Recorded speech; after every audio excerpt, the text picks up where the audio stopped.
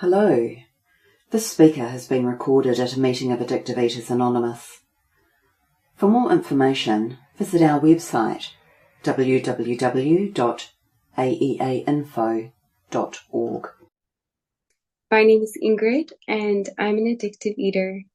And welcome to anyone who's new or fairly new to this meeting.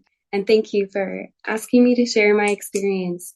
I'm a bit nervous to talk with you guys, but I'm just going to tell you what it was like, what happened for me, and what it's like now. And that's something I do know. So I hope you hear something you relate to, something that can help you today to be well. So yeah, when I came to Addictive Eaters Anonymous, actually before I came, I just ran. I was running from everything. I didn't want to feel the way that I felt. And I had this persistent voice in my head telling me that I was worthless, that I was taking from this world, and that I was, not helpful, and that I didn't have a right to be here. So I just kept running and running. I thought if I just filled my life full, then I could pretend like those feelings weren't there. And then maybe I could, if I did enough good things, then maybe I could be worth it in the end. So I remember actually Friday nights, there was something I used to do this, like a group of people would go to this motel. It's like a really sleazy 1-star hotel. And we would go there and we would bring pizza and games and play with the kids, because there's a bunch of homeless people that actually live full time in the motel. So we would go and we'd bring this to them and we'd play with them.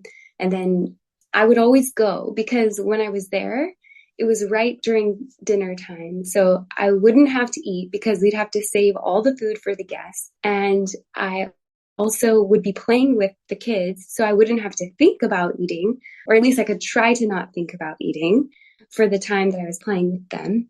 And then by the time it was over, the whole group would leave. They would just stay for a couple hours and then they would leave. But I didn't want to leave because I knew if I left, then I would go find something to eat. And I was afraid that once I started eating, I couldn't stop, because that's how it was. And so I would just stay there. I would stay there at night by myself, playing with random strangers' kids. And I told my old coworker about this, like, yeah, I go to this great place on Friday nights. It's at such and such motel. And she's like, Ingrid, do not go there by yourself. My husband was shot there. He was a security guard, and he was wearing a vest. So he was injured, but he wasn't killed. But he was shot at that motel. And I was just hanging out there by myself, trying to make myself okay and to run away from food. And if you would have asked me then, is that what you're doing? I would have no idea that's what I was doing. I wouldn't know how to explain that to you. But I see now that that's what I was doing. I was running away from this obsession and illness in my mind and in my body that was telling me I don't deserve to eat and I don't deserve anything. I'm worthless. I thought that if I could just sort out my life, if I would just do things better, then my issues with food would stop. The issues I was having was I just kind of, in my head, I was always thinking about what I could eat. And I wanted to eat because I knew that I would feel a couple minutes, a little period of relief once I was starting to eat. So I was always wanting to eat. But then whenever I did started to eat, my brain would attack me, like telling me I'm such a horrible person for eating all this food.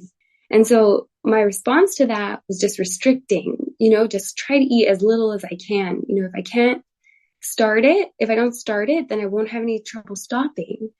Well, that didn't work. It worked for a while. And then I got really scared because I started binging. In the middle of the night, off random places, I would binge, and I would eat even things that were not really edible, like frozen from the bins, things that were like condiments and spices. I'd be eating those. And that was scary because that's not what I did. I restricted, and now I'm doing something scary. So I was aware that I had reached a level where there was something going on with my eating that was a problem that I couldn't solve. So of course, I never talked about this to anyone. I never talked about this to anyone. But I went to the dentist and I asked my dentist if my teeth were okay, because people had told me that if you are underweight for too long, that if there's a risk to your bone health and your teeth health. And so I asked her and she said, yes, your teeth are fine, but I have noticed you lost a lot of weight. And I just want you to know that I eat compulsively and I've obsessed about food, and I found help with these meetings, and here's my number and my card if you ever want to go. I thought, no way. Like, you don't understand me. You don't know my problem. But actually that was a great help to me. So when I was in real serious pain on the bathroom floor from a binge, I called the number and I started to go to meetings. And what I loved about meetings is when I listened to you guys share, you talked about being helpful to other people. Not like you were showing off, but you're just talking about what you did during the day. I heard people share that they did service at jails, that they talked about the program first, like their life, their priority was about sharing that there is a freedom, there is a solution from the constant thinking of, I want to eat, I want to eat, I want to eat, and the inability to stop eating once you start. And then also that spiritual malady of like, I think I'm worthless and I can't run my life, that there is something that could fill that hole inside of me that I was feeling, like this higher power shaped hole inside of me. So, that's what kept me coming back. I didn't want to know all these hard things I thought it would have to do with food. I didn't want to know that. But I did love that what was on offer was a freedom, was an ability to be able to do something and live a life that's really helpful for others, to others, coming from a place of fullness instead of a place of running. And so I got a big book on my first meeting and I started reading it and I loved it. So I thought, I got this, I'm just going to read the big book. I'm going to go to meetings and I think I can squash this problem. I'll change my life. Eating problem will just fade away. It's going to be fine. So I started going to meetings. I was going to meetings for over a year and I was getting worse. The eating was getting worse. And I thought, what is the problem? Like, I'm doing this, I'm reading the steps. Isn't that fine? But I hadn't stopped eating. I was still manipulating food. I was running to food as a solution. I was eating uncontrollably. I had no way to stop the eating. So I thought, I know, I'll go to a nutritionist. She'll give me a food plan. I'll just follow the food plan and from the nutritionist, and that'd be fine. So I got it from the nutritionist and I lied. I lied to myself about the food plan.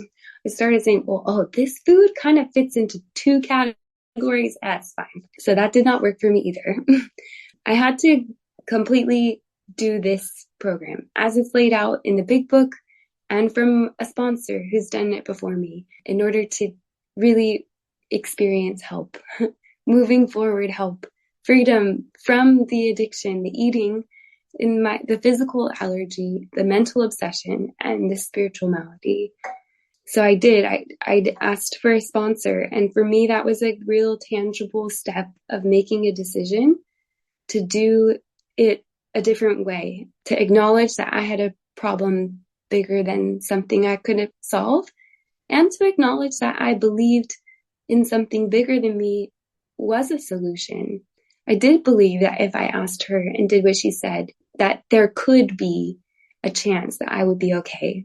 I didn't know if I could do it. The program, I really didn't know if I could do it, but I knew that it had worked for other people and that I wanted to just for today, just for that day. And I started to begin to trust a higher power. I got other phone numbers and members, and it was one morning I was trying to get to work and I was terrified.